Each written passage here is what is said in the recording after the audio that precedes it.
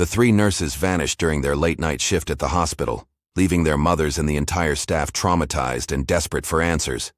But 6 months later, a sewer maintenance worker finds something shocking lodged inside, a drainage pipe, a discovery that would change everything and reveal the horrifying truth behind their disappearance. The morning sunlight filtered through the curtains of Marcia Langston's kitchen as she paced back and forth, her cell phone pressed against her ear. Steam from her untouched coffee swirled upward in the still air of her Millhaven home. It had been exactly 6 months since her daughter Freya disappeared without a trace, along with her 2 best friends, Kiara Mendes and Cali Huang. "I still can't believe we're dealing with a water problem on top of everything else," Marcia sighed into the phone. "My shower this morning was just brown sludge." "Same here," replied Isabel Mendes, her voice weary from months of worry. "The whole neighborhood's affected. Liwa had to cancel her morning appointments at the clinic because they can't sterilize equipment properly." Dr. Liwa Huang, the 3rd mother on their 3-way call, spoke up. "The hospital administrator called me at 4 a.m. about it. Something about a major blockage in the municipal system. Public Works has been working on it since last night." The 3 women had formed an unbreakable bond since their daughters vanished. Before the disappearance, they had been casual acquaintances through their daughter's friendship, but grief and uncertainty had forged them into a support system that none of them could now imagine living without. Their children, the 3 young nurses, had been inseparable since they'd all gotten jobs at Meadowridge General Hospital after nursing school. Freya had become a licensed nurse in the dermatology and plastic surgery department. Kiara worked in pediatrics, and Cali had found her calling in the bustling emergency room. Different departments, different schedules, but they always made time for each other. Detective Rohr promised he'd call if there was anything new, Liwa reminded them. "The police haven't stopped looking." As if summoned by the mention of his name, Marcia's phone buzzed with an incoming call. She pulled the device from her ear and checked the screen. "Detective Vincent Rohr," she read aloud, her heart immediately racing. "I need to take this, hold on." She quickly switched calls, her fingers trembling. "Detective, is there news? Mrs. Langston?" The detective's deep voice came through the line, sounding tense. "There's been a significant development in the case. It's connected to the water problem affecting your neighborhood." Marcia's knees weakened, and she gripped the edge of her kitchen counter for support. "What is it? Have you found them?" "I can't explain over the phone," Detective Rohr replied. "I need you to come to the scene. Can you bring the others? Mrs. Mendes and Dr. Huang. It might be connected to their children as well." "I'm on the phone with them right now," Marcia said, her voice rising in pitch. "We'll come. Immediately. Where are you?" "We're at the industrial park, specifically the sewer maintenance site in Chandler Creek District," he said. "I'll text you the exact location. Please come as soon as you can." After the detective hung up, Marcia quickly switched back to the call with her friends. "That was Detective Rohr," she announced, her voice trembling. "He says there's a significant update with the case, and it's connected to the water problem. He wants us to meet him at the Chandler Creek Industrial Park at the sewer maintenance site." "The sewer?" Isabel repeated, confusion evident in her voice. "What could that possibly have to do with our daughters?" "I don't know," Marcia replied, already grabbing her car keys from the hook by the door. But he sounded urgent. "He's sending the exact location to my phone." "I'm leaving now," Liwa said decisively. "I'll meet you both there." The call ended, and Marcia rushed out to her car, her mind racing with possibilities. The morning air was cool against her skin as she slid into the driver's seat. Her phone dinged with a text message from Detective Rohr containing a map pin. She quickly shared it with Isabel and Liwa, then entered it into her GPS and pulled out of her driveway. The 20-minute drive to the industrial park seemed to take hours. Marcia's knuckles were white on the steering wheel as she navigated through Millhaven's morning traffic. When she finally arrived at the location, she saw several police vehicles and a public works truck parked around what looked like an excavation site. Yellow crime scene tape cordoned off a large area where workers in coveralls were gathered around a massive pipe that had been unearthed from the ground. As Marcia parked and stepped out of her car, she spotted Isabel pulling in beside her. They exchanged a worried glance before walking together toward the scene. Liwa arrived moments later, joining them at the edge of the taped-off area. Detective Vincent Rohr, a tall man with graying temples and perpetually tired eyes, spotted them and motioned them over. He lifted the tape for them to duck under. "Thank you for coming so quickly," he said grimly. "There's something you need to see." He led them closer to where several officers were photographing items laid out on the muddy ground. As they approached, Marcia's breath caught in her throat. Spread out on the ground were 3 sets of nurse scrubs, 1 pink, 1 blue, and 1 green, along with pairs of white nursing shoes. They were caked with mud and stained with what looked disturbingly like blood, but they were unmistakably the type worn by hospital staff. "Oh my God," Isabel whispered, her hand flying to her mouth. Detective Rohr gestured to a sewer worker, standing nearby. "Mr. Jensen here was investigating the cause of the water backup that's been affecting your neighborhood since last night. When his team located the blockage and began clearing it, they found these." The worker, a middle-aged man in mud-splattered coveralls, nodded solemnly. "Never seen anything like it in 20 years on the job. The uniforms were all bundled up tight with surgical tape and steel wire, made into a ball that got wedged right in the main junction pipe. Caused a massive backup all the way to the hospital district." Detective Rohr turned to the 3 mothers. "We need you to tell us if you recognize these items. Could they belong to your daughters?" Marcia stepped forward first, her legs unsteady. She approached the tarp, kneeling carefully beside the pink scrubs. The size looked right, and there was a small pin on the collar, a silver dermatology symbol that Freya always wore. "This is Freya's," she confirmed, her voice barely above a whisper. "She always wore pink scrubs in dermatology. And these are her shoes." Isabel moved to the blue set. "Kiara's are blue. Pediatric nurses wear blue at Meadowridge." Her fingers hovered over the fabric, not touching but identifying. "There's the butterfly patch she sewed on the pocket. It's hers." Liwa, with the clinical detachment that sometimes came with her medical training, examined the green uniform. "ER personnel wear green. This is Cali's size, and these are definitely her shoes. She had rubber grips added to the soles because of the slippery floors in the emergency department." Detective Rohr nodded to a forensic technician who was setting up equipment under a nearby tent. "We're going to conduct preliminary DNA testing right here. If you could wait for a few minutes, we'll have initial confirmation." The mothers were led to a police vehicle where they could sit while the forensic team worked. The wait was excruciating, with each woman lost in her own thoughts. Marcia stared at the excavation site, watching as more officers photographed the pipe and the surrounding area. After what seemed like an eternity, Detective Rohr approached them again. His expression told them everything before he spoke. "The preliminary tests confirm it. DNA from all 3 uniforms matched the samples you provided when your daughters went missing," he said quietly. "Given the condition of the fabric and how little the colors have faded, we don't believe they've been in the sewer system for the full 6 months. This is recent evidence." "What does that mean?" Liwa asked, her medical mind already calculating possibilities.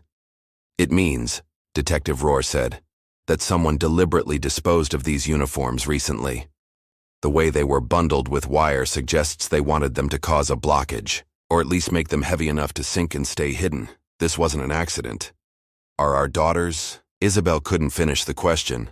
"We don't have any evidence of that," the detective assured her quickly. "What we do have is our first real lead in months. Someone had these uniforms and they tried to dispose of them in a way that suggests they're trying to hide evidence, or maybe wanted the evidence to be found. That someone might still have information about what happened to Freya, Kiara, and Cali." Marcia looked back at the muddy uniforms, her daughter's pink scrubs now being carefully placed in an evidence bag. "So what happens now?" "Now," Detective Rohr said with determination, "we follow this lead. And since the evidence was discarded recently, we have a much better chance of tracking whoever did this." As the forensic team continued processing the evidence, a silver BMW pulled up to the edge of the scene. Marcia watched as a man in his early 40s stepped out, his posture rigid with concern, as he surveyed the police activity. He wore expensive casual clothes under a light jacket, looking as though he'd dressed in a hurry. "Dr. Vellman," Detective Rohr called out, recognizing the newcomer. Marcia immediately recognized him too, Dr. Nathan Vellman, the dermatologist and plastic surgeon who had supervised Freya at the hospital. He had attended the first few search meetings after the girls disappeared, but had gradually stopped coming as the weeks turned into months. The doctor approached, offering a firm handshake to the detective. "I just finished my night shift and was driving home when I noticed all the commotion," he explained, running a hand through his perfectly styled dark hair. "Is there some kind of accident? I saw the public works truck and got concerned." Detective Rohr briefly explained the situation, gesturing toward the evidence collection area. "We've recovered what appears to be the missing nurses' uniforms from a sewer pipe blockage. It's the first significant evidence we've found in months." Dr. Vellman's eyebrows rose, and he glanced toward the three mothers with a sympathetic expression. "I heard about the water issues at the hospital last night. The surgeries were nearly canceled because of it." His gaze settled on the evidence bags being loaded into a police van. "Those are their uniforms?" "Yes," Marcia confirmed, watching his reaction carefully. "Freya's pink ones from your department." Something flickered across the doctor's face. Concern, perhaps, or maybe something deeper. "Nurse Freya was exceptional," he said quietly. "Best assistant I ever had in plastic surgery. Her attention to detail was unmatched." He turned back to Detective Rohr. "What happens now? Does this change the investigation?" "With this evidence, we're upgrading from a missing persons case to a potential criminal investigation," the detective explained. "We'll be reviewing CCTV footage from businesses near the sewer access points and interviewing hospital staff again." Dr. Vellman nodded thoughtfully. "That seems like the logical approach, though I personally only work night shifts at Meadowridge now." He glanced at his watch. "During the day I run my own private practice. I actually just finished my night shift and have patients waiting this afternoon." Detective Rohr pulled out a small notebook. "We'd like to speak with you again as part of our follow-up interviews. Would you be available at the hospital during your shift, or should we schedule something at your private practice?" "Either works," Dr. Vellman said, reaching into his pocket for a business card. "Here's my clinic information. Perhaps we could arrange a separate time. My schedule is quite packed with patients." As they talked, a news van pulled up to the scene, and reporters began unloading equipment. Dr. Vellman's demeanor suddenly changed. His shoulders tensed, and he began glancing repeatedly at his watch. "I should really be going," he said, taking a step back. "I need to get some rest before my afternoon appointments. Please keep me updated on any developments. I've missed Freya's assistance greatly." Detective Rohr thanked him for stopping by and turned to greet the approaching media team. Dr. Vellman quickly retreated toward his car, adjusting his jacket as he walked. Marcia noticed something odd about his behavior, the sudden urgency to leave when the media arrived. While Liwa and Isabel stayed to prepare for the inevitable interviews, Marcia found herself hurrying after the doctor. "Dr. Vellman, wait," she called, catching up to him at the edge of the parking area. He turned, surprise evident on his face. "Mrs. Langston, is there something else?" "We haven't spoken in months," she said, studying his face. "How have you been?" "Busy," he replied, his hand resting on his car door. "Opening a private practice has been demanding, but rewarding. I wish Freya were here. We discussed my plans many times. She was excited about potentially joining me once I got established." A sad smile touched his lips. "No other nurse has her expertise in post-op care for facial procedures." "I didn't know you had opened your own clinic," Marcia said. "Congratulations." "Thank you," he replied, seeming to relax slightly. "It's always been my vision to have my own consultation space. Most surgeries still happen at the hospital, of course. I don't have all the necessary equipment at my clinic yet." Before Marcia could respond, Isabel and Liwa approached, having evidently decided to avoid the media after all. "Dr. Vellman," Liwa said with a professional nod, "I've actually made an appointment at your clinic this afternoon. I have a patient who might need plastic surgery, and I wanted to discuss the case with you." "Ah, Dr. Huang," he said, recognition flickering in his eyes. "I have you in my schedule. 2 hours, correct?" "That's right," she confirmed. The doctor maintained a polite smile, but Marcia noticed how his fingers tapped restlessly against his car door. "I apologize, but I really must go. It was a long night and I need to rest before continuing work this afternoon." He nodded to them collectively. "I'll see you this afternoon, Dr. Huang." As he drove away, Marcia turned to Liwa. "Where exactly is his new clinic?" Liwa looked surprised by the question. "It's on Maple Avenue, near the main intersection with Oak Street. It opened the same month our daughters disappeared. I'm surprised you didn't know." Marcia shook her head slowly. "With everything that's happened, I stopped noticing anything outside this nightmare." She paused, thinking about the doctor's behavior. "Did he seem strange to you just now?" "He seemed tired," Isabel offered. "Night shifts are brutal. I remember when Kiara was doing her night rotation in the NICU. She was like a zombie." "Maybe," Marcia murmured, not entirely convinced.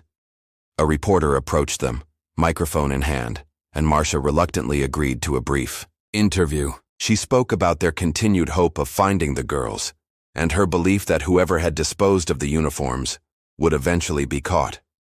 After the interviews, Detective Rohr gathered the three mothers again. "The forensic team will continue processing the evidence. I'll update you as soon as we have more concrete information from the lab and the sewer experts. We're going to find out what happened to your daughters and who dumped those uniforms." With heavy hearts but a renewed sense of hope, the three women returned to their respective cars, each processing the morning's shocking developments in their own way. Marcia drove slowly through the familiar streets of Millhaven, her mind replaying the morning's events. The image of Freya's mud-stained pink scrubs kept flashing before her eyes. Those uniforms had been a source of such pride for her daughter, the tangible symbol of her hard work through nursing school and her achievement in landing a position at Meadowridge General. As she approached a traffic light at the main intersection, something caught her eye. On the corner stood a modern-looking building with a tasteful sign that read, "Vellman Aesthetic Medicine." The parking lot was empty except for a single silver BMW, Dr. Vellman's car. "He said he was going home to rest," Marcia murmured to herself, slowing her car as the light turned red. Through the building's large front windows, despite the darkened interior, she could make out silhouettes. Dr. Vellman appeared to be engaged in an intense conversation with another man. The doctor's body language was agitated.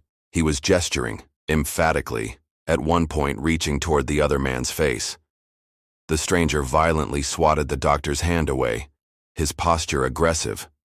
Marcia watched, transfixed by the confrontation playing out like a silent movie through the clinic's windows. Whatever they were discussing, it was clearly making Dr. Vellman upset. A sudden blaring horn from behind made her jump in her seat. Glancing up, she realized the light had turned green, and the driver behind her was impatiently demanding she move. Flustered, Marcia pressed the gas pedal and continued through the intersection, her eyes darting to the rearview mirror as the clinic disappeared from view. What was that about? She wondered aloud, gripping the steering wheel tightly. The doctor had seemed perfectly composed at the crime scene, if a bit evasive. What could have transpired in the short time since to cause such an intense confrontation? Marcia drove one more block before making a sudden decision. At the next chance, she performed a cautious U-turn and began heading back toward the clinic. Logic told her it wasn't her concern, but she couldn't shake the urge to ensure the doctor was safe and unharmed. And after 6 months of helplessness, in the search for her daughter, any anomaly seemed worth investigating. As she approached the clinic again, she was surprised to see both Dr. Vellman's BMW and a motorcycle she hadn't noticed before pulling out of the parking lot. The motorcycle, a sleek black sports model, pulled ahead quickly, while the doctor's car followed at a more sedate pace.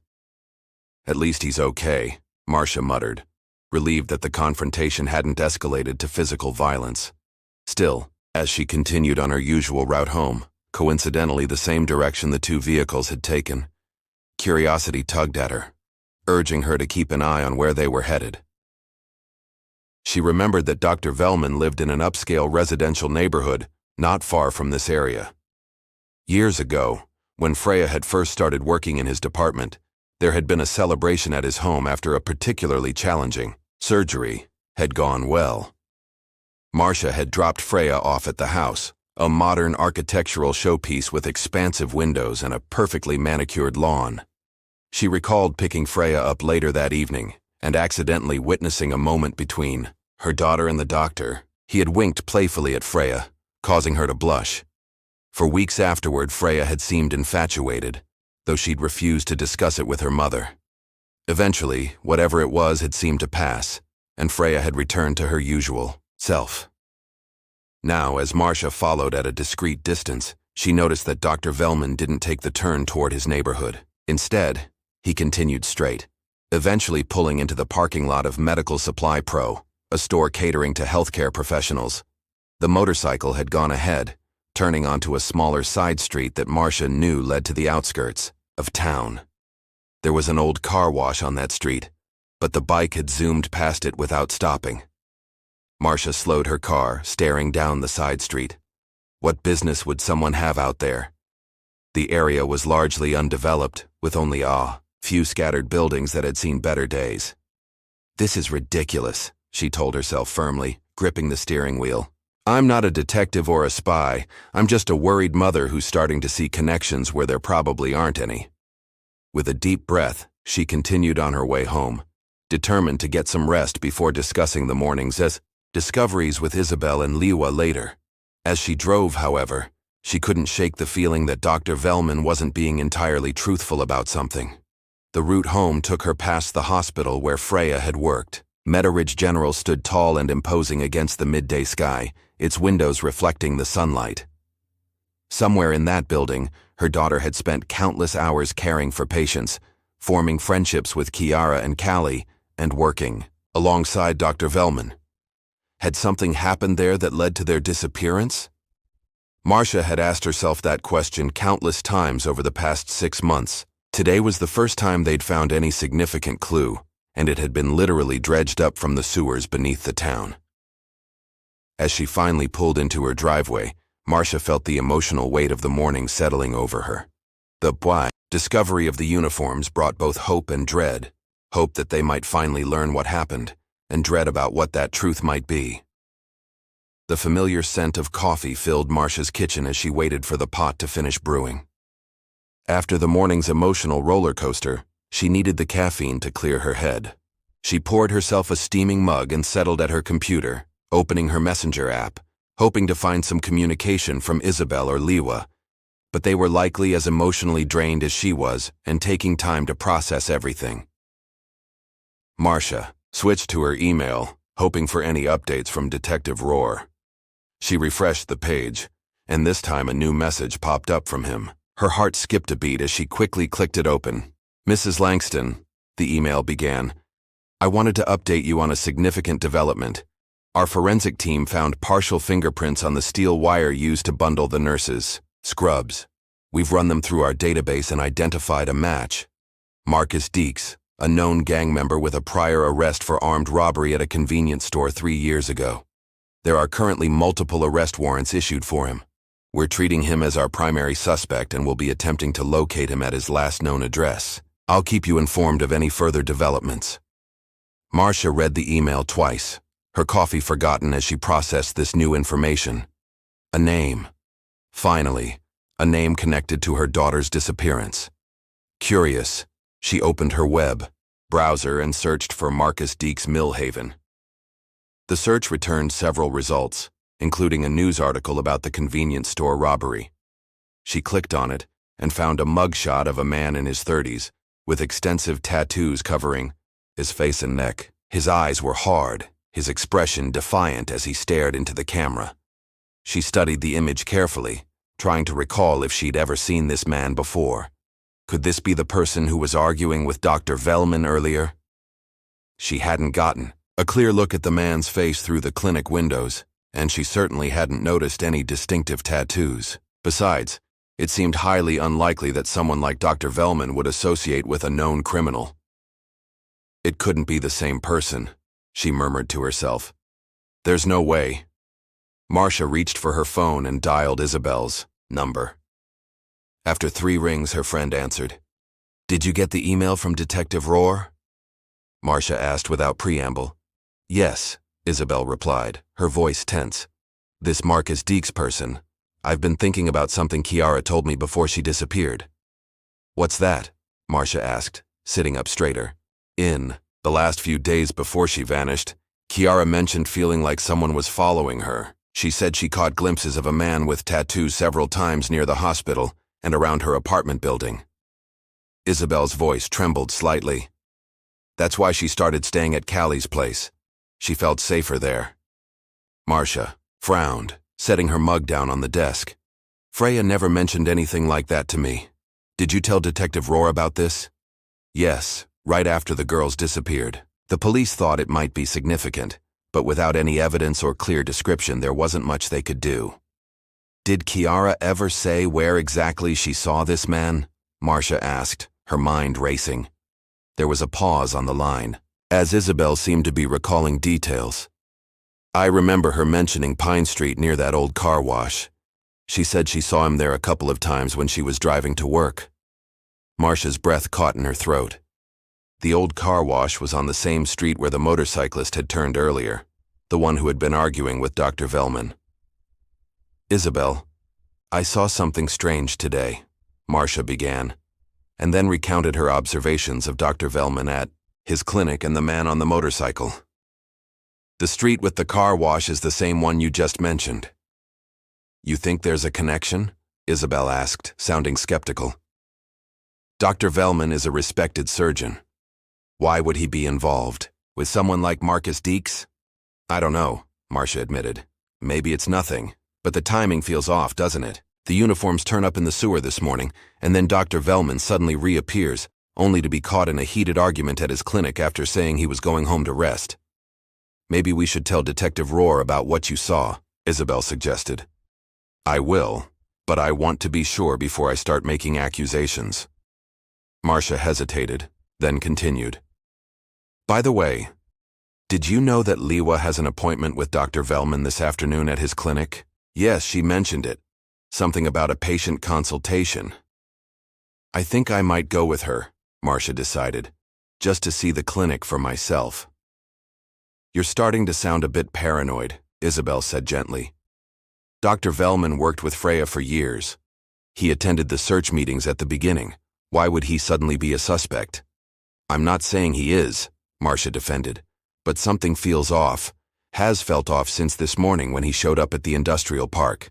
There was a long pause before Isabel spoke again. I'll trust your instincts, Marcia. You've always been more perceptive than me. Just be careful not to see connections that aren't there just because we're desperate for answers. I know, Marcia sighed. Maybe I am seeing things that aren't there, but after 6 months of nothing, I can't ignore even the slightest possibility. I understand, Isabel said softly. Let me know what you find out. I think I'll stay home and rest today. This morning took a lot out of me. After ending the call, Marcia dialed Liwa next. When her friend answered, Marcia quickly filled her in on the email from Detective Rohr and her conversation with Isabel. A man with tattoos, Liwa mused. Cali never mentioned anyone following her, but she wouldn't have wanted to worry. Me? She was always so independent. Liwa, about your appointment with Dr. Vellman this afternoon. Would you mind if I came with you? Marcia asked. Of course not, Liwa replied. To be honest, I'm not sure I feel up to driving after this morning. Maybe we could go together. I'll wait in the lobby while you have your appointment, and then we can talk about what happened today, Marcia said. And Liwa, did you think Dr. Vellman seemed strange this morning at the scene? Liwa paused before answering. Doctors are bound by strong ethics and vows, Marcia. Someone with Dr. Vellman's reputation wouldn't risk his career doing something illegal or dangerous. He was probably just tired from his night shift, and the man you saw might have been a difficult patient. It happens sometimes. You're probably right, Marcia conceded, though she wasn't entirely convinced. What time is your appointment? I'll pick you up. Too wise. And Marcia, try not to worry too much. Detective Rohr has a solid lead now. Let him do his job. After hanging up, Marcia sat back in her chair, absently scrolling through old photos of Freya on her phone. Her daughter's smiling face in her pink scrubs, arm in arm with Kiara and Cali at their nursing school graduation. The three of them, had been so full of hope and ambition that day, excited to begin their careers at Meadowridge General. She paused on a group photo from a hospital fundraiser 8 months ago. In the background, slightly blurred but recognizable, was Dr. Vellman, watching the 3 nurses with an unreadable expression. Had he always been watching them? And if so, why? The hours crawled by as Marcia researched Marcus Deeks, finding little, beyond his arrest record, and a few mentions in local news articles. She had fallen into a rabbit hole of speculation and borderline overthinking when her phone alarm chimed, reminding her it was time to pick up Liwa for the appointment. Glancing at the clock, she realized she needed to leave immediately. She grabbed her purse and car keys, locking the house behind her. The drive to Liwa's house took only 10 minutes, and her friend was already waiting outside when she arrived. "Any updates from Detective Rohr?" Liwa asked as she slid into the passenger seat. "Nothing new," Marcia replied, pulling away from the curb. "Have you spoken with Isabel?"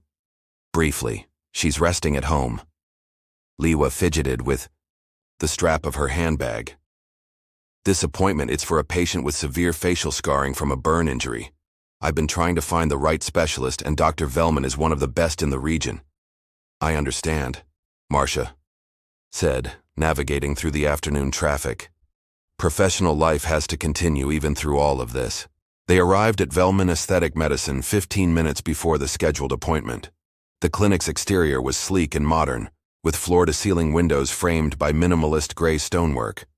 The parking lot had several cars now, unlike earlier when only the doctor's BMW had been present. As they entered the reception area, they were greeted by a young woman in stylish medical scrubs behind a curved desk. "Good afternoon. Do you have an appointment?" she asked with a practiced smile. "Yes, Dr. Liwa Huang at 2 Frau," Liwa replied, presenting her hospital ID card. The receptionist tapped at her computer, then her expression shifted to apologetic. "I'm sorry, Dr. Huang, but Dr. Vellman has canceled all his afternoon appointments due to an emergency. We tried to contact everyone, but a few calls went to voicemail." "An emergency?" Liwa repeated, glancing at Marcia. "Is everything all right?" "I wasn't given any details," the receptionist said. "Just instructed to reschedule all of today's patients." "Will he be at Meadowridge General Hospital instead?" Liwa pressed. The young woman shook her head. "I wasn't informed about that. I can reschedule you for tomorrow or early next week if you'd like." Marcia, meanwhile, had moved toward the large windows overlooking the parking lot. "His car is still here," she observed, pointing to the silver BMW parked in the reserved space. "Has he left already?" The receptionist hesitated before answering. "Dr. Vellman is still in his office. He said he would be leaving soon, but asked not to be disturbed." Marcia and Liwa exchanged a look before thanking the receptionist and stepping back outside. As they walked across the parking lot toward Marcia's car, they passed Dr. Vellman's BMW. Marcia slowed, her attention caught by something in the back seat. Through the car's window, she could see the back seat was filled with medical equipment. An oxygen tank, what appeared to be monitoring devices, and, most notably, a folded portable stretcher. "Liwa, look at this," Marcia whispered, gesturing toward the car. "Why would he have all this equipment in his personal vehicle? Doesn't the clinic have its own medical transport?" Liwa peered through the window, frowning. "That is unusual. Most practices have dedicated vehicles for equipment transport, especially something bulky like a stretcher." "Something doesn't feel right," Marcia said, moving away from the car as another patient approached the clinic. "First the argument this morning, now canceling appointments but still being here, and all this equipment." "Marcia," Liwa said gently, touching her arm, "I think you might be overthinking things. Put yourself in his shoes. He's a busy doctor who works both at the hospital and his own practice. Maybe there's a perfectly reasonable explanation." They got into Marcia's car, but instead of starting the engine, she sat staring at the clinic building. "Should we wait and see what he's doing, where he's going?" "That's bordering on stalking," Liwa said with concern. "Why don't we go to Isabel's house instead? It would be better to stick together than spend time alone overthinking this situation." Marcia hesitated, then gave a reluctant nod. "You're right. This whole thing is starting to get under my skin." She started the car and pulled up to the intersection, waiting for the traffic light to turn green. In her rearview mirror, she saw movement in the clinic parking lot. Dr. Vellman was hurrying to his car carrying a small case. "Look," Marcia said quietly. "He's leaving now." They watched as the doctor got into his BMW and quickly backed out of his space. He pulled up to the intersection beside them, positioning his car in the lane to their right. From this close vantage point, they could see him clearly through his side window. Dr. Vellman was on his phone, oblivious to their presence. His expression was tense, almost panicked as he gesticulated wildly with his free hand. At one point, he slammed his palm against the steering wheel in frustration. "Please!" they heard him exclaim through the partially open window. The next word was faint but unmistakable. "Dangerous." His expression then softened, changing from anger to something akin to pleading as he continued the call, staring straight ahead and completely unaware of Marcia and Liwa watching him. When the light turned green, Dr. Vellman's car accelerated quickly, moving ahead of them into the flow of traffic. Behind them, a car honked impatiently. Marcia, startled from her observations, quickly drove through the intersection. Without consciously deciding to do so, she found herself following the doctor's BMW at a discreet distance. "Marcia, what are you doing?" Liwa asked, her voice tinged with concern. "That didn't seem normal to me," Marcia replied, keeping the silver car in sight. "Do you think it was normal?" "We're not going to tail the doctor like some detective movie," Liwa protested. "The nurse said it was an emergency. It's natural for him to be upset or worried in that situation." "This is irrational, Marcia. We should just go to Isabel's place, calm down, and wait for updates from Detective Rohr." Marcia was about to relent when she saw Dr. Vellman's car make a sudden turn at an intersection onto Pine Street, the road with the old car wash that Isabel had mentioned, the same street where the motorcyclist had turned earlier that day. "Liwa, this isn't the way to Meadowridge Hospital," Marcia said, easing off the gas as they neared the intersection. "If the doctor had an emergency procedure, wouldn't he be heading there? It's the only hospital in this town." Liwa pulled out her phone and opened a map application. After a moment, she looked up with a frown. "You're right. There's no hospital or medical facility down that road." She hesitated, then added, "Or any residential areas either." That was all the confirmation Marcia needed. She turned onto Pine Street, following Dr. Vellman's car at a distance. Neither woman spoke as they left the familiar parts of Millhaven behind, the urban landscape gradually giving way to more industrial, less maintained areas. After about 15 minutes of driving, they found themselves on a rural road bordered by overgrown fields. Ahead, Dr. Vellman's BMW pulled into the parking lot of what appeared to be an abandoned building. A weathered sign, partially obscured by untrimmed branches, identified it as Meadowview Clinic. Marcia slowed her car, pulling into a gas station across the street. From this vantage point, they could observe the doctor's movements without being noticed. The black motorcycle they had seen earlier was already parked near the building's entrance. "That's the same bike," Marcia whispered, as if the doctor might hear them from across the street. They watched as Dr. Vellman began unloading equipment from his car, making repeated trips into the dilapidated building. The clinic's windows were covered with dust and grime, and parts of its exterior showed signs of long neglect. "Why would he be performing any kind of emergency procedure in a place like that?" Liwa asked, her professional skepticism finally overtaking her defense of her colleague. "And who's the patient?" "Maybe that man I saw this morning," Marcia suggested. "The one with the motorcycle." Liwa pulled out her phone. "I'm calling Detective Rohr. This is beyond suspicious." Now, as Liwa made the call, Marcia took out her own phone and began recording video of the doctor moving equipment into the building. She sent the footage to Detective Rohr and also to Isabel, along with their location. Isabel responded almost immediately. "What kind of motorcycle is that?" Kiara mentioned seeing a distinctive bike following her. Marcia quickly searched online for motorcycle models similar to the one parked outside the abandoned clinic. Once she identified it, she sent the information to Isabel. "That's it," Isabel replied.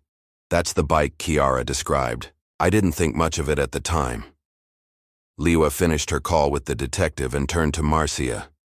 They're sending units right away. Detective Rohr says to stay in the car and not approach the building under any circumstances. Did he sound like he believed us? Marcia asked anxiously.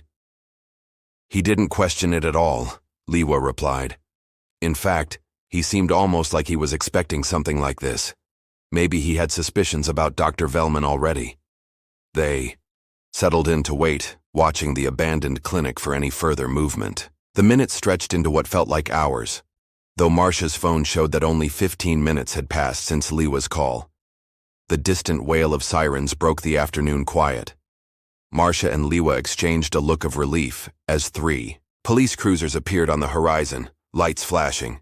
The vehicles pulled up to the abandoned clinic with precision, officers immediately deploying into tactical positions around the building.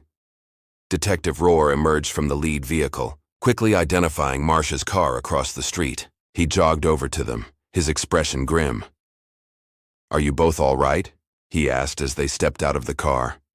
"We're fine," Marcia assured him. "We just followed Dr. Vellman here and called you as soon as we realized something wasn't right." "You did the right thing," he said, glancing toward the clinic. "We've been looking into Dr. Vellman since this morning. After we found those scrubs, we reviewed hospital access logs from the past 6 months. There were some irregularities with his badge usage, areas he shouldn't have been accessing, times when he wasn't scheduled to work." "You suspected him?" Liwa asked incredulously. "Why didn't you tell us?" "I couldn't. Not without evidence," Detective Rohr explained. "Dr. Vellman is highly respected in this community. Making accusations without proof would have been irresponsible." A commotion at the clinic drew their attention. Officers were surrounding the building, weapons drawn. Through a loudspeaker, one officer was ordering the occupants to come out with their hands visible. "I need you both to stay here," Detective Rohr instructed firmly. "This is now an active police operation." He hurried back to join his team, leaving Marcia and Liwa watching anxiously from the gas station parking lot. Minutes later, the clinic door opened. Dr. Nathan Vellman emerged first, his hands raised above his head. His pristine appearance from earlier was gone. His shirt was wrinkled, his hair disheveled, and his expression a mixture of defiance and resignation. Behind him came another man, taller, more muscular, with faint markings on his face and hands that, even from a distance, looked like the remnants of tattoos partially removed by burning or laser treatment. Marcia realized this had to be Marcus Deeks. The officers quickly handcuffed both men, leading them to separate police vehicles. Detective Rohr approached Dr. Vellman, speaking to him intensely for a moment before the doctor was placed in a cruiser. Then something unexpected happened. More officers emerged from the building, this time accompanying 3 frail-looking women who were being carefully helped toward waiting ambulances that had just arrived. Even from across the street, Marcia recognized them immediately. "Oh my God," she gasped, clutching Liwa's arm. "It's them. It's our girls." Without thinking, they both ran across the street, ignoring the officer who tried to stop them. Freya, Kiara, and Cali were being carefully loaded onto stretchers, looking severely malnourished and disoriented. Their once vibrant faces were gaunt, their eyes hollow from months of captivity. "Freya," Marcia cried, reaching for her daughter's hand. Freya's eyes, unfocused at first, slowly registered recognition. "Mom," she whispered, her voice cracked from disuse. A paramedic gently intervened. "Ma'am, we need to get them to the hospital immediately. They're severely dehydrated and malnourished." Detective Rohr appeared at Marcia's side. "They're alive, Mrs. Langston. All 3 of them. We're taking them to Meadowridge General right now." How did you find them so quickly?" Liwa asked, tears streaming down her face as she watched her daughter being loaded into an ambulance.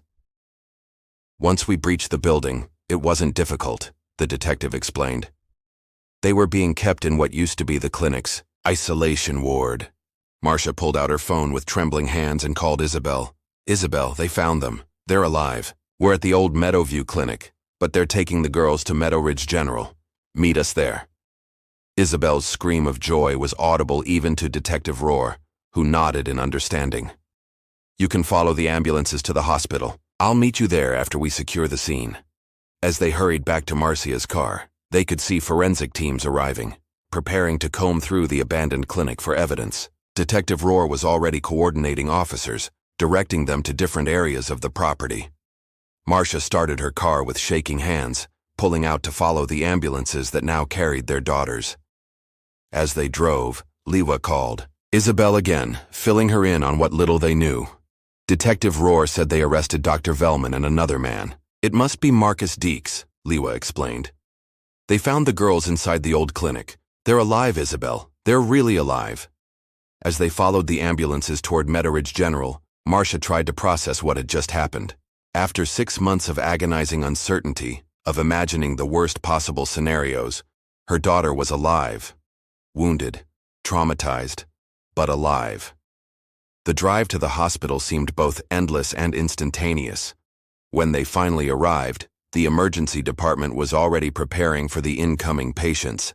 The ambulances pulled up to the bay, and medical teams rushed out to meet them, efficiently transferring the 3 young women to waiting gurneys. Marcia and Liwa were directed to a private waiting area, where Isabel joined them minutes later, breathless from running. The 3 mothers embraced, their relief and joy mingled with concern over their daughter's conditions. The doctor said, "They'll come update us as soon as they've assessed them," Marcia explained, wiping tears from her eyes. "They're severely malnourished, but they're alive." "What happened? Why did Dr. Vellman take them?" Isabel asked, clutching Marcia's hand. "I don't know yet," Marcia admitted. "Detective Rohr said he'll explain everything when he gets here." As they waited, hospital staff periodically checked on them, offering water and reassurance. Word had spread quickly throughout the hospital that the missing nurses had been found, and many staff members, some who had worked with the young women, gathered in the corridor outside, anxious for news of their colleagues. A few hours later, Detective Rohr arrived accompanied by 2 officers. His face showed the strain of the day, but there was unmistakable satisfaction in his eyes as he approached the 3 mothers. "They're being stabilized," he informed them. "The doctors say they'll recover physically with time and proper care." "Can we see them?" Isabel asked eagerly. "Soon," he promised. "The medical team is still working with them, but they assured me you'll be allowed in as soon as possible." "What happened to our daughters, Detective?" Marcia asked, the question they'd all been waiting to have answered. "Why did Dr. Vellman take them?" Detective Rohr gestured to the empty chairs. "You should sit down. It's a complicated story, and we're still piecing parts of it together." Once they were all seated, Detective Rohr began explaining what the police had learned through their initial interrogation of Dr. Vellman and Marcus Deeks. "From what we've gathered so far, Dr. Vellman hired Marcus Deeks through a criminal contact to get rid of the 3 nurses," he explained, his voice grim. "He wanted them to disappear quietly, permanently." "But why?"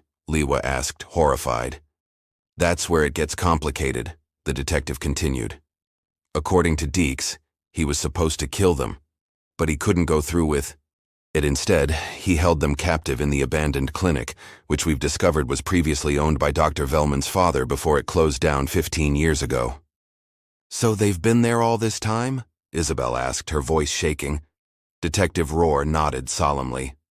"In a sealed-off wing that used to be the isolation ward. They've been kept in extremely poor conditions, severely malnourished, and medically neglected. However, they were kept alive." "But why would Marcus Deeks keep them alive if he was hired to kill them?" Marcia questioned. "Leverage," the detective explained. "Deeks has multiple outstanding warrants besides the convenience store robbery. He demanded that Dr. Vellman perform illegal facial reconstruction surgery to help him escape law enforcement. He believed a new face would give him a fresh start, a clean identity."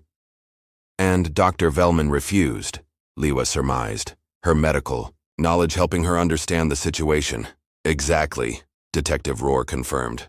"Dr. Vellman had been stalling for months, claiming he didn't have the sterile equipment or anesthetics at his private practice, and that performing the surgery at the hospital would expose them both. According to Deeks, the doctor told him, "I wouldn't risk everything for a thug like you." "So the uniform's in the sewer," Marcia began. "That was Deeks sending a message," the detective explained. He was furious at being strung along. He took the nurses' uniforms from where he'd been storing them, bundled them with wire and surgical tape, and flushed them into an industrial toilet at the abandoned clinic, which connects to the main sewer system. He wanted to pressure Dr. Vellman into performing the surgery by threatening to expose what they'd done. And that caused the blockage that led us to finding the uniforms, Isabel realized. Correct, Detective Rohr said. When we investigated the Marcus Deeks lead from the fingerprints, we went to his last known address. But of course, he wasn't there. He'd been staying at the abandoned clinic all along, keeping watch over the nurses. Did he confess to all of this? Liwa asked. Yes, quite readily, the detective replied. He seemed almost relieved to be caught. His exact words were, "Doc's the one who set it all up. I just did the dirty work." A nurse appeared at the doorway, interrupting their conversation. "Excuse me, but one of the patients is asking to speak with you, detective. She says it's important." "Which one?" Marcia asked anxiously. "Freya Langston," the nurse replied. "She's more stable than the others and insisting on speaking with the detective immediately." "Detective," Rohr stood. "I'll go see what she has to say. It might help fill in some of the missing pieces." "Can I come with you?" Marcia pleaded. "I need to see my daughter." After a moment's consideration, the detective nodded. "All right, but she's still very weak, so please let her speak at her own pace." They followed the nurse down the corridor to a private room where Freya lay in a hospital bed, IVs attached to her arms and monitoring equipment beeping steadily beside her. Despite her frail appearance, her eyes were alert and determined. "Mom," she whispered as Marcia rushed to her side, carefully embracing her daughter. "Oh, Freya," Marcia sobbed, stroking her daughter's hair. "I never gave up hope." After a moment, Freya turned her attention to Detective Rohr. "You need to know why he did this," she said, her voice weak but resolute. "Take your time," he encouraged, pulling a chair closer to the bed. Freya took a shaky breath. Dr. Vellman was falsifying patient records and insurance claims. He was also inappropriate with sedated patients during procedures. She looked away, clearly uncomfortable with the details. "I started noticing discrepancies in the paperwork about 7 months ago, things that didn't add up." "Did you confront him?" Detective Rohr asked. Freya shook her head slightly. "Not directly. I was scared to lose my job. I talked to Kiara and Cali about it first. We decided to gather evidence before reporting him to the hospital administration." "So, you were investigating him?" Marcia realized, squeezing her daughter's hand gently. "We were careful, or at least we thought we were," Freya continued. "But he must have found out somehow. One night after our shift, we were all walking to our cars in the hospital parking garage when a van pulled up. The last thing I remember is someone putting something over my face." Detective Rohr nodded, making notes. "That fits with what we're learning. Dr. Vellman couldn't risk his reputation being destroyed, so he hired Deeks to eliminate the threat. Is Kiara okay? And Cali?" Freya asked anxiously. "They're being treated," Marcia assured her. "They're going to be all right, just like you." In the hallway outside, they could hear commotion as more hospital staff gathered. Word having spread rapidly that the missing nurses had been found, a different nurse appeared at the doorway. "Excuse me, Detective. Dr. Huang's daughter is awake now and asking to speak with you as well." Detective Rohr nodded. "I'll be right there." He turned back to Freya. "Thank you for this information. It's going to help us build a solid case against Dr. Vellman." "There's one more thing," Freya said, her voice growing weaker with fatigue. "The man who kept us, Marcus, he wasn't as cruel as he could have been. He brought us food and water. He even sneaked in medications when Cali developed an infection. I think he was trapped too in his own way." Detective Rohr considered this. "His cooperation might get him some consideration during sentencing, but he'll still face serious charges for his part in this." As they left Freya's room to check on the other young women, hospital staff approached with questions and offers of support. News cameras had already gathered outside the hospital, and journalists were attempting to get statements from anyone entering or leaving the building. Detective Rohr turned to Marcia. "I need to check on the other victims and then coordinate with my team at the clinic. They're searching Dr. Vellman's office here at the hospital as well, looking for evidence of other crimes he might have committed over the years." Isabel approached them from down the hallway, her face streaked with tears of joy. "Kiara's awake. She's asking for me." Marcia embraced her friend. Go to her. I'll be with Freya." As Isabel hurried to her daughter's room, Liwa joined them, her professional demeanor barely containing her emotional state. "Cali's condition is improving," she reported. "The doctors say she'll need extensive physical therapy, but she'll recover." "They all will," Marcia said with conviction. "They're survivors, all three of them." News of the rescue spread rapidly throughout Millhaven. As evening fell, a small crowd of well-wishers gathered outside the hospital, holding candles in a spontaneous vigil of support for the three young nurses who had endured so much. Inside, Marcia returned to Freya's room, pulling a chair close to her daughter's bed. She held Freya's hand gently, watching as her daughter drifted into a peaceful sleep for the first time in 6 months. The following days brought a flurry of activity at Meadowridge General Hospital. The three young nurses were moved to a secure wing where they could recover together, their rooms adjacent to provide comfort in their shared experience while allowing for individual care. Their physical recovery would take time. Months of malnutrition had taken a severe toll on their bodies, but it was the psychological healing that would prove the greater challenge. Hospital psychologists began gentle therapy sessions, helping them process the trauma of their captivity. 1 week after their rescue, Marcia arrived at the hospital to find Freya sitting up in a wheelchair by the window of her room. Though still gaunt, some color had returned to her cheeks, and her eyes held more of the spark that had always characterized her. "Mom," she greeted with a small smile. "Isabel and Liwa are here too. We're all going to meet in Cali's room." Marcia helped wheel her daughter down the hallway to where Isabel and Liwa were already waiting with their daughters. The scene was emotional but hopeful. 3 mothers reunited with their children against all odds. "The doctors say we can probably go home in another week," Kiara announced, her voice stronger than it had been since their rescue.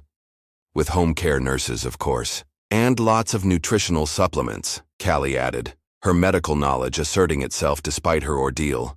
"Our muscle mass is severely depleted." Detective Rohr arrived a short time later, knocking politely on the open door before entering. "Ladies, I hope I'm not interrupting." "Not at all," Liwa assured him. "We were just discussing the recovery timeline." "I have some updates on the case that I thought you might want to hear," he said, taking a seat that Marcia offered him. "Dr. Vellman has been formally charged with multiple felonies, including kidnapping, conspiracy to commit murder, insurance fraud, and several counts of medical malpractice." "What about Marcus Deeks?" Freya asked quietly. "He's cooperating fully," Detective Rohr explained. "In exchange for his testimony against Dr. Vellman, the prosecutor is considering reduced charges. He'll still serve time, but his actions in keeping you alive and eventually making the discovery of the uniforms possible will work in his favor." "Has Dr. Vellman explained why he didn't just fire us?" Cali asked, the question they'd all been wondering. "Why go to such extremes?" "According to his statement, it wasn't just about the insurance fraud you discovered," the detective revealed. "His private practice was deeply in debt. He'd taken out enormous loans to establish it, and he was using fraudulent insurance claims to keep it afloat. If you had reported him, he would have lost his medical license, his practice, everything. So, he decided our lives were worth sacrificing instead," Kiara said bitterly. "There's more," Detective Rohr continued. "When we searched his office at the hospital and his clinic, we found evidence of other crimes dating back years. Multiple incidents of inappropriate conduct with sedated patients, falsified medical records, even prescription drug theft. He'd built his career and reputation on a foundation of deception." "And no one suspected?" Isabel asked incredulously.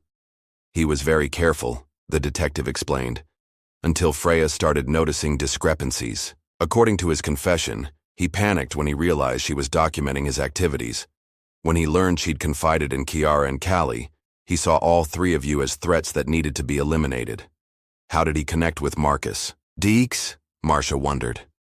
"Through a former patient who had criminal ties," Detective Rohr said. "Deeks was desperate to change his appearance to avoid outstanding warrants. Dr. Vellman promised him facial reconstruction in exchange for handling the 3 nurses, but once the deed was done, the doctor kept putting off the surgery, claiming various excuses." The conversation paused as a nurse entered to check on the patients, adjusting IVs and recording vital signs. After she left, Freya spoke up, her voice reflective. "I remember the last day before we disappeared," she said. "I was organizing patient files and found duplicate billing for procedures that hadn't actually been performed. When I mentioned it to Dr. Vellman, he brushed it off as a clerical error, but the look in his eyes, I should have known something, was wrong." "You couldn't have predicted this," Marcia assured her. "No one could have." Later that afternoon, as the mothers prepared to leave for the day, Freya asked Marcia to stay behind for a moment. "I kept thinking about you," she confessed, tears welling in her eyes. "During the worst times, when I was sure we wouldn't survive, I kept picturing you at home waiting for me. It gave me strength to hold on." Marcia embraced her daughter, carefully, mindful of her fragile state. "I never gave up," she whispered. "Not for a single day." Outside the hospital room, Isabel and Liwa waited, their own emotions barely contained. The three mothers had been forged into an unbreakable unit by their shared ordeal. Just as their daughters had drawn strength from each other during their captivity, the hospital administrator offered them their positions back, Liwa shared, when they're ready to return to work. "Do you think they will?" Marcia asked, glancing back toward the room where Freya was now resting. "I don't know," Isabel admitted. "But whatever they decide, they'll have our support." As they walked through the hospital corridors toward the exit, they passed the dermatology and plastic surgery department, where Freya had once worked alongside Dr. Vellman. The staff, they were subdued, still processing the betrayal by their former colleague. Outside, the evening sun cast long shadows across the hospital grounds. Media trucks still lingered, though the initial frenzy had subsided as the story transitioned from breaking news to ongoing coverage. The three mothers paused, looking back at the building where their daughters were finally safe. "I keep thinking about how close we came to never finding them," Marcia said softly. "If those uniforms hadn't blocked that pipe." "If you hadn't noticed Dr. Vellman's strange behavior," Liwa added. "If Detective Rohr hadn't connected the dots so quickly," Isabel finished. They stood in silence for a moment, each contemplating the series of events that had led to their daughter's rescue. The path to healing would be long and challenging, but the nightmare of uncertainty was over. "Same time tomorrow?" Marcia asked, though she already knew the answer. Isabel and Liwa nodded in unison, and the three women parted ways, each heading home to prepare for another day of supporting their daughter's recovery, a task they would face together, just as they had faced the long months of searching.